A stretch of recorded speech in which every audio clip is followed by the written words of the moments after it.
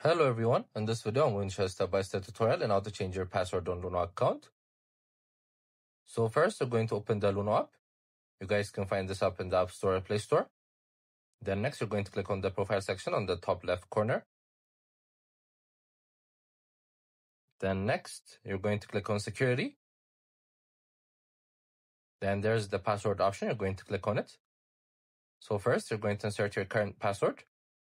Then once you're done, you're going to insert your new password. So you guys could use at least 8 characters, 1 number, and 1 uppercase letter. Then once you're done, you're going to click on next. Then you're going to insert your biometrics. Then as you can see, you've successfully changed your password. Then you're going to click on done. So that's how you basically do it. I recommend you guys change your password every once in a while. Make sure to also check our other videos as we've been posting daily. I hope you guys like this video. Subscribe for more, like for more, share for more. I have to see you again. Goodbye.